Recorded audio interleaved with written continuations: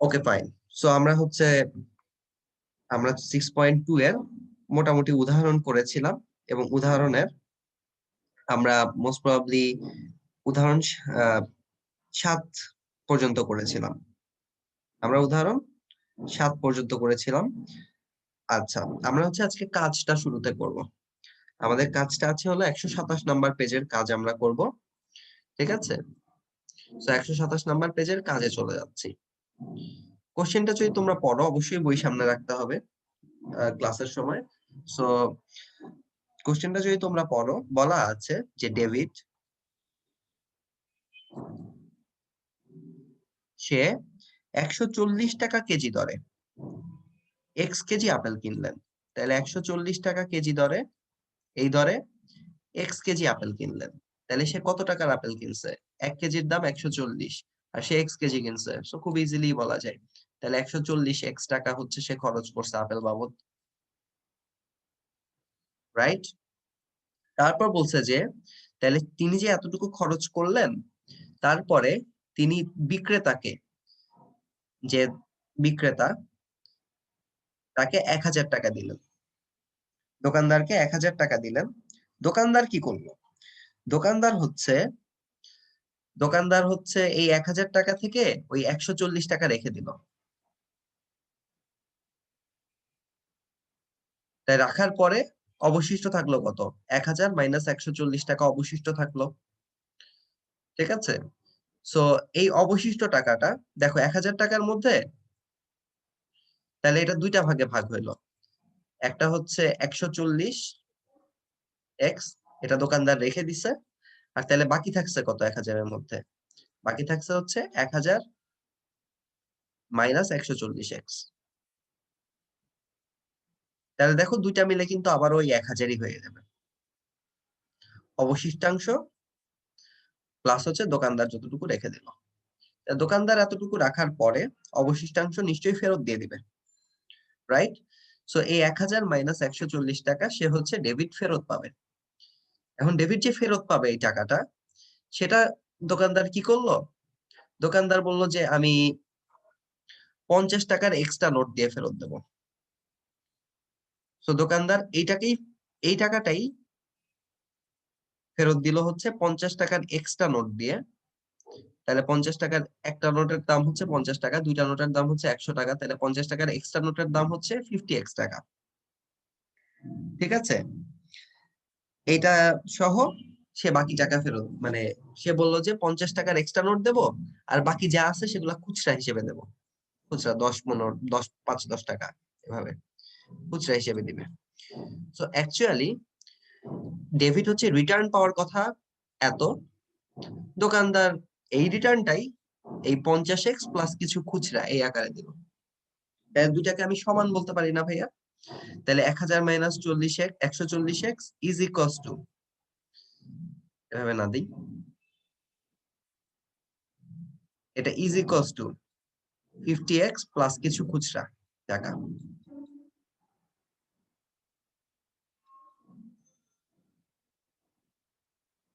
ওকে, এটা আমি বলতে পারি। এই পর্যন্ত তো খুবই সোজা ছিল, তাই না?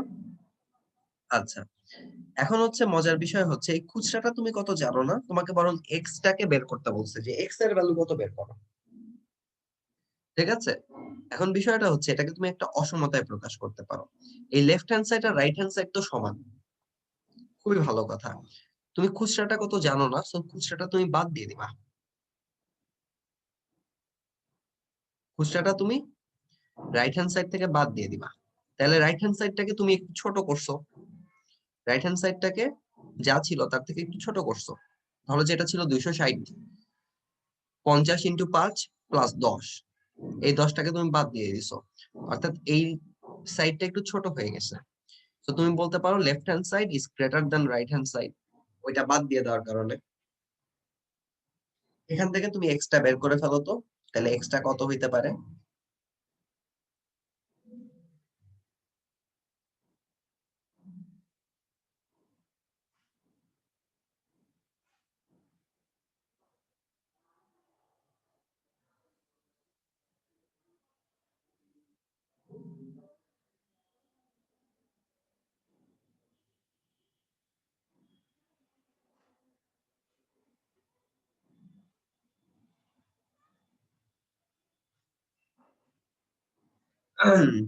আচ্ছা, এটা কত আসছে বলো তো?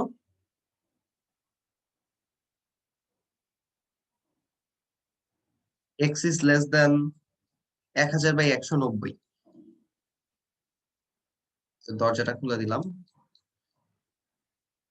আচ্ছা, সো এটা এটা কত আসবে কথা? 5 পয়েন্ট সামথিং। কত আসছে কেউ করো নাই?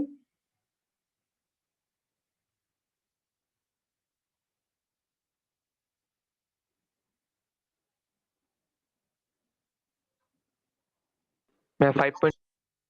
হুম, 5.26। ওকে, এটা তাহলে এটা কিন্তু অ্যান্সার হয়ে গেছে, কিন্তু এখানে ছোট্ট একটা কথা আছে। কথা হচ্ছে ডেভিডকে দোকানদার 50 টাকার এক্সট্রা নোট ফেরত দিছে। তাহলে এক্স এর ভ্যালু কোনোদিন ভগ্নাংশ হইতে পারে না আসলে। তাহলে এক্স এর পসিবল ভ্যালু হচ্ছে জিরো, তো না, যেহেতু কিছু কিছু ফেরত দিছে। ম্যাথমেটিক্যালি জিরো হওয়া যায়, সম্ভব, জিরো ইজ লেস দেন এত, বাট হচ্ছে যেহেতু বলছে 50 টাকার এক্সট্রা নোট ফেরত দিছে, তাহলে আমরা এক্সট্রাকে পূর্ণ সংখ্যা এবং জিরোর চেয়ে বড় পূর্ণ সংখ্যা হিসেবে ধরবো। তাহলে এক্স এর ভ্যালু হইতে পারে 1, 2, 3, 4, 5। ঠিক আছে? এবং কোশ্চেনটা বলছে যে এক্স এর সর্বোচ্চ মান নির্ণয় করো। তাহলে এক্স এর সর্বোচ্চ মান হবে 5। তাইলে ডেভিড আপেল বাবদ খরচ করছে কত? তাহলে এক্স কেজি আপেল কিনছে, তার মানে 5 কেজি আপেল কিনতে তার খরচ হয়েছে হলো 700 টাকা। ওকে, তাহলে সে ফেরত পাবে কত? 300 টাকা ফেরত পাবে, 1000 মাইনাস এত। সে 300 টাকা ফেরত পাবে। এই 300 টাকা দোকানদার কিভাবে দিছে? 5টা 50 টাকার নোট দিছে, মানে এক্সট্রা 50 টাকার নোট দিছে, প্লাস খুচরা খুচরা দিয়ে হলো বাকি 50 টাকা দিছে। ঠিক আছে? কিন্তু ডেভিড যদি 6 কেজি আপেল কিনতো, অর্থাৎ সে যদি 840 টাকা খরচ করতো, তাহলে কিন্তু দোকানদারের পক্ষে পসিবল ছিল না যে 50 টাকার 6টা নোট ফেরত দেওয়া। এটা কিন্তু সম্ভব ছিল না। সো এক্স এর সর্বোচ্চ মান কিন্তু এই 5-এই আটকাবে। 4ও হতে পারে, এটা আমরা ম্যাথমেটিক্যালি দেখছি, সেটাও পসিবল হবে, বাট সর্বোচ্চ মান হবে হলো 5। কোশ্চেন এটাই জিজ্ঞেস করছিল যে এক্স এর সর্বোচ্চ মান কত হবে, এবং সেটা হবে কিন্তু 5। ঠিক আছে? मैं खुचरा तो क्वेश्चन খুচরাটা আমি আমার ভাষায় বলছি। কোশ্চেনের ভাষায় বলছে যে বিক্রেতা 50 টাকার এক্স খানা নোট সহ বাকি টাকা ফেরত দিলেন। এখন বাকি যতটুকু সেটা হলো, সেটা মানে 50 টাকা দিয়ে না, অন্যভাবে দিছে, তাই না? जी। ওকে, তো আমরা অনুশীলনীতে চলে যাচ্ছি। অনুশীলনী প্রায় সবগুলা ম্যাথই একই টাইপের, অলমোস্ট। ঠিক আছে? এবং মানে এগুলা আসলে তোমার এই চ্যাপ্টার থেকে আমি একটু বলি কি আসে। এই চ্যাপ্টার থেকে 6.38 হচ্ছে গ্রাফ আছে, এবং গ্রাফ যখন আছে এটা হলো টিচারদের খুব পছন্দ, গ্রাফটা দেওয়া খুবই পছন্দ। এখন যদি 6.3 থেকে একটা কোশ্চেন করে, 6.2 থেকে তো একটা কোশ্চেন করতেই হয় সৃজনশীলের খ নাম্বারে। কারণ 6.1-এ বলতে গেলে তোমরা দেখছো কি, ওখানে জাস্ট শিখাইছে যে সিস্টেমটা কি, বাট ম্যাথ কিন্তু অ্যাকচুয়ালি 6.2-তেই। সো 6.2 থেকে আরেকটা ঘ নাম্বার কোশ্চেন করতে হয়, এবং এখানে কিন্তু ইজিলি 4 উঠবে। আর হচ্ছে গ্রাফটাও, গ্রাফেও কিন্তু ইজিলি 4 উঠে। ঠিক আছে? গ্রাফটা হচ্ছে এগুলা স্ট্রেট লাইনের গ্রাফ। আমরা তো কার্ভ গ্রাফ এইসব দেখে ফেললাম, বাট এগুলা হচ্ছে একদম পিওর স্ট্রেট লাইনের গ্রাফ 6.3-তে আমরা যেগুলা নিয়ে আলোচনা করবো। সো এগুলা কিন্তু বেশ সোজা হবে ইনশাআল্লাহ। ঠিক আছে? সো 6.2টা খুব সোজা হইলেও এখানে আমাদের 4 মার্ক ক্যারি করার চান্স বেশি। যদি টিচার হলো গ্রাফ দিতে ইন্টারেস্টেড হয়, তাহলে নির্ঘাত এই ফরম্যাটে একটা সৃজনশীল দিবে, যদি গ্রাফ দিতে ইন্টারেস্টেড হয়। ঠিক আছে? তো এখানে এই 6.2টা আমাদের সহজ হইলেও এখান থেকে আমাদের মার্কস ক্যারি করবে ইনশাআল্লাহ। সো আমরা 6.2-তে চলে যাচ্ছি। 1 নাম্বার ম্যাথে বেশিরভাগই দেখবা একই, বাট আমি প্রথমে সহজগুলা এগুলা স্কিপ করতেছি না। বলতেছে যে 1 নাম্বার ম্যাথে বলতেছে যে এক বালক ঘন্টায় এক্স কিলোমিটার বেগে দৌড়ায়। তাহলে এক্স কিলোমিটার পার আওয়ার তার বেগ। ঠিক আছে? বললো যে এই বেগে তিন 3 আওয়ার হাঁটলো। তাহলে ডিস্টেন্স কত? Distance S is equals two V T, তাহলে সে অ্যাকচুয়ালি 3x পরিমাণ হাঁটছে, তাই না? নাইস। তারপর বলছে যে আরেকজন বালক, না এই বালকই কিছুক্ষণ পরে ঘন্টায় x+2 কিলোমিটার বেগে, তাহলে x+2 কিলোমিটার পার আওয়ার বেগে সে এইবার আধা ঘন্টা দৌড়াইলো, আরো বেশি বেগে আধা ঘন্টা দৌড়াইলো, তার মানে 0.5 আওয়ার দৌড়াইলো। তাহলে এই দুইটা গুণ করে দিলেই কি এইচ আর এইচ ইনভার্স কেটে যাবে, জাস্ট কিলোমিটার থাকবে। তো তখন হচ্ছে x+2 গুণ করলে হবে ডিভাইডেড বাই 2, এত কিলোমিটার সে দৌড়াইলো। এখন হচ্ছে তাহলে সে ওভারঅল কতটুকু দূরত্ব অতিক্রম করলো? 3x plus x+2 divided by 2। কোশ্চেনে বলছে যে তার মোট অতিক্রান্ত দূরত্ব সেটা হচ্ছে 29 কিলোমিটারের কম। তাহলে এই মোট অতিক্রান্ত দূরত্বটা সেটা লেস দ্যান 29। এখান থেকে জাস্ট এক্সটা বের করতে হবে। সো এটা এক্সটা বের করার জন্য বাকি লাইনটা তোমাদের হাতেই আমি ছেড়ে দিলাম। আমি নেক্সট ম্যাথে চলে যাচ্ছি। ঠিক আছে, এখানে দুইটা লাইন গ্যাপ রাখো। লাস্টে হচ্ছে তবে অসমতার ক্ষেত্রে অ্যান্সারটাও কিন্তু এরকমই হবে, অসমতাই হবে, x ইজ লেস দ্যান এত অমুক এরকম। ঠিক আছে, সো লাস্টে যখন বলবা তাহলে বলবা যে নির্ণেয় সমাধান কি, x ইজ লেস দ্যান, এটাই নির্ণেয় সমাধান আর কি, x ইজ লেস দ্যান এত। ঠিক আছে, ওকে। সো আমি 2 নম্বরে চলে যাচ্ছি। 2 নম্বরে বলছে একটি বোর্ডিং স্কুলে, আচ্ছা 2 নাম্বারটা বেশি সহজ, আমি 2 নাম্বারটা করব না। আমি হচ্ছে 3 নাম্বারটা অলরেডি করে দিছি কাজের মাঝখানে। সো 4 নাম্বারে যাচ্ছি। ঠিক আছে, 4 নাম্বারটা আবার একের মতোই, তবে আচ্ছা তাও আমি করব, সমস্যা নাই। 4 নাম্বারটা একের খুব কাছাকাছি। সো 4 নাম্বার ম্যাথটায় বলতেছে যে একটি গাড়ি 4 ঘন্টায় যায় x কিলোমিটার, তাহলে 4 আওয়ারে কতটুকু গেল? 4 আওয়ারে গেল x কিলোমিটার। খুবই ভালো কথা। তারপরে কোশ্চেনে বলে দিচ্ছে যে 5 ঘন্টায় যায় এবং 5 ঘন্টায় যায় x প্লাস 120 কিলোমিটার। সো 5 আওয়ারে কতটুকু যায়? 5 আওয়ারে যায় x প্লাস 120 কিলোমিটার। খুবই ভালো কথা। এখন বলছে যে গাড়িটির গড় গতিবেগ, এটা নিয়ে কাজ করতে বলছে। সো আসো গড় গতিবেগটা বের করে নি। টোটাল পথ কত? টোটাল পথ হচ্ছে x প্লাস এই x প্লাস 120, তার মানে 2x প্লাস 120, এটা হলো টোটাল অতিক্রান্ত দূরত্ব। আর টোটাল সময় কত? টোটাল সময় হচ্ছে দেখাই যাচ্ছে 9 ঘন্টা।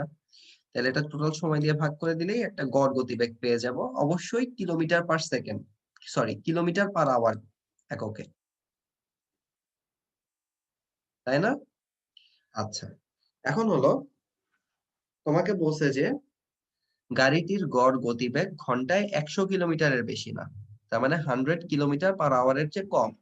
তাইলে আমি যে গড় গতিবেগটা পাইছি সেটা কি হবে? সেই গতিবেগটা 100 কিলোমিটার পার আওয়ারের চেয়ে ছোট হবে। দেখো দুই পাশে কিন্তু ইউনিট সেম, অবশ্যই ইউনিট সেম হইতে হবে। যদি সামহাউ না হয়, এক পাশে যদি মিটার পার সেকেন্ড, এক পাশে যদি কিলোমিটার পার সেকেন্ড থাকে, তাহলে কিন্তু ম্যাথ হবে না। এটা তোমার অবশ্যই সেম করে নিতে হবে, কারণ ইকুয়েশন যখন তুমি করবা, এটাও কিন্তু ইকুয়েশনের মতোই। ইকুয়েশন এক ধরনের সম্পর্ক, গ্রেটার দ্যান লেস দ্যান এক ধরনের সম্পর্ক। তো অবশ্যই তোমার তখন দুই পাশের ইউনিটও এক থাকতে হবে। তুমি কি এরকম বলতে পারবা জীবনে 50 centimetre is equals to 50 metre? শুধু সংখ্যা মিললেই হবে? জীবনেও তো না। সো তোমার ইউনিটটাও মিলাইতে হবে। ঠিক আছে, আচ্ছা। সো এখান থেকে তাহলে তুমি এক্সটা বের করে ফেলতে পারবা। আমার যদি ভুল না হয় তাহলে হচ্ছে এক্সটা হবে হচ্ছে এক্স ইজ লেস দ্যান 380, এরকম কিছু একটা হবে। বাট এটা তোমরা বের করে ফেলতে পারবা। তাহলে লাস্ট লাইন কি হবে? নির্ণেয় সমাধান,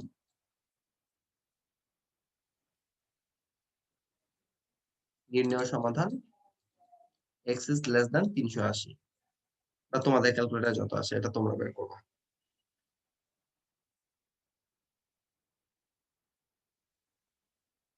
ওকে, চলো আমরা 5 নম্বরে চলে যাই। আচ্ছা, 5 নম্বরে বলতেছে যে এক টুকরো কাগজের ক্ষেত্রফল 40 সেন্টিমিটার স্কয়ার। তাহলে এই যে কাগজটা, আমার কাগজটা কি ছিল? 40 সেন্টিমিটার স্কয়ার। নাইস। তারপর বলতেছে যে তা থেকে x সেন্টিমিটার দীর্ঘ এবং 5 সেন্টিমিটার প্রস্থ আয়তাকার কাগজ কেটে নেওয়া হলো। তাহলে x সেন্টিমিটার দীর্ঘ এবং 5 সেন্টিমিটার প্রস্থ একটা আয়তাকার অংশ কেটে নেওয়া হলো। জাস্ট একটু মাথায় রেখো, দৈর্ঘ্য বলছে x সেন্টিমিটার আর প্রস্থ হচ্ছে 5 সেন্টিমিটার, তাহলে x এর মান অবশ্যই 5 এর চেয়ে বেশি। এটা নিয়ে আমরা একদম 100% শিওর, তাই না? আচ্ছা, এখন হলো তুমি যে x সেন্টিমিটার আর 5 সেন্টিমিটার কেটে নিবা, তাহলে কেটে নেওয়া অংশের ক্ষেত্রফল কত বলো তো? নিঃসন্দেহে 5x। কিন্তু কেটে নেওয়া অংশ সেটা অনেক বড় অংশ হইতে পারে, ধরো যে এতটুকু কেটে নিছো ভিতরের পার্টটা, কিন্তু কেটে নেওয়া অংশ কি কখনো মূল কাগজের চেয়ে বড় হইতে পারবে? তা তো পারবে না। সো কেটে নেওয়া অংশটা অবশ্যই মূল কাগজের চেয়ে, কেটে নেওয়া অংশের ক্ষেত্রফল অবশ্যই মূল কাগজের ক্ষেত্রফলের চেয়ে ছোট হইতে হবে, অর্থাৎ x is less than 8 হইতে হবে। কিন্তু আমরা আরেকটা জিনিস পেয়ে গেছি, যেহেতু x টা দৈর্ঘ্য আর 5 হলো প্রস্থ, তাহলে x অবশ্যই গ্রেটার দ্যান 5 ও হইতে হবে। বা এটাকে আমরা এভাবে বলতে পারি, জাস্ট পক্ষান্তর করে 5 is less than x। তাহলে এটাও হইতে হবে এবং এটাও হইতে হবে। সো আমরা দুইটাকে মিক্স এন্ড ম্যাচ করে লিখতে পারি 5 is less than x is less than 8। দেখো ফার্স্ট এটা লেখা শুরু করছি, 5 is less than x, তার মানে 5x এর চেয়ে ছোট, x 5 এর চেয়ে বড়। আর তারপরে এই পার্টটাও কিন্তু চলে আসছে, x is less than 8, তার মানে অ্যাকচুয়ালি x 5 আর 8 এর ইন বিটুইন হবে। ঠিক আছে, 5 আর 8 এর ইন বিটুইন হবে। 5 is less than x is less than 8।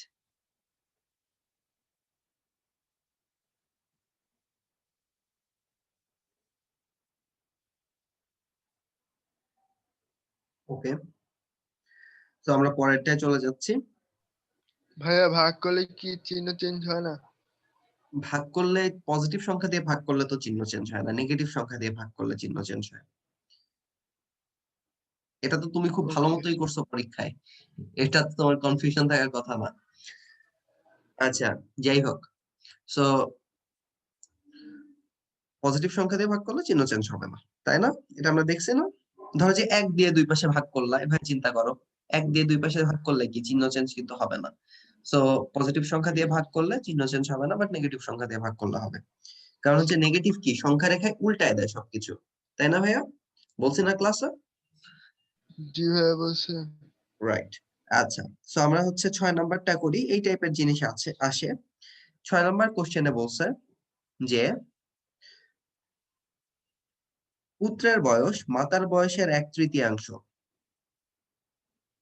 পুত্রের বয়স মাতার বয়সের 1/3। আচ্ছা, এখানে দেখার আগে আমরা তো কোনো কিছু একটাকে এক্স ধরতে হবে।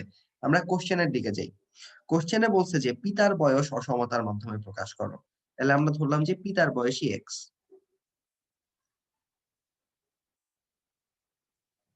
পিতার বয়সই আমরা এক্স ধরলাম, তাহলে এক্স কে অসমতার মাধ্যমে প্রকাশ করব। তাইলে এই কোশ্চেনে দুইটা ইনফরমেশন দেওয়া আছে। একটা হলো পিতা হলো মাতার চেয়ে 6 বছরের বড়, তাহলে মাতার বয়স কত হবে? 6 বছর কম হবে, x - 6 হবে। নাইস, দুইটা ইনফরমেশন পেয়ে গেলাম। আর থার্ড হচ্ছে পুত্রের বয়স মাতার 1/3। তাহলে পুত্রের বয়স মাতার বয়সে 1/3 হবে, তাই না? তাহলে পুত্রের বয়স x - 6 ডিভাইডেড বাই 3। তো আমরা তিনজনের বয়সই পেয়ে গেলাম। এখন অসমতার জন্য যে কথাটা বলছে সেটা হচ্ছে তিনজনের বয়সের সমষ্টি অনূর্ধ্ব 90। তাহলে এই তিনজনের বয়স যদি প্লাস করো, তিনটা প্লাস করলে হবে x plus x - 6 plus x - 6/3। সেটা কি হবে? যোগফল অনূর্ধ্ব 90, মানে 90 এর চেয়ে বেশি হবে না। তাহলে 90 এর চেয়ে ছোট হইতে পারে অথবা সমান হইতে পারে। এটা less than is equals two 90। এখান থেকে তুমি x বের করে ফেলতে পারবা। ঠিক আছে? আচ্ছা, সো x টা বের করে ফেলবা এবং অবশ্যই লাস্টে দুইটা লাইন তোমাদের খাতায় অবশ্যই ইনক্লুড করবা। ঠিক আছে? সো আমি তারপরেরটায় চলে যাচ্ছি। তারপরেরটা হচ্ছে, তারপরে 7 নাম্বারটা দেখো, জেনি 14 বছর বয়সে জুনিয়র বৃত্তি পরীক্ষা দিয়েছিল। তার মানে তার বয়স কি? বয়স যদি এক্স হয়, সে 14 বছর পার করে আসছে, জেএসসি পরীক্ষা দিয়ে দিছে যেহেতু অলরেডি, আর বলছে যে সে 17 বছর বয়সে এসএসসি পরীক্ষা দিবে, দেয় নাই, তাহলে তার এজ এখনো কিন্তু 17 হয় নাই। সো আমরা হচ্ছে দুইটা সম্পর্ক পাইলাম, x is greater than 14, x is less than 17। তাহলে জেনির বয়স কি 14 থেকে 17 ইন বিটুইন। সো তুমি এই লাইনটাকে একটু চেঞ্জ করে এভাবে করতে পারো, 14 ইজ লেস দেন এক্স।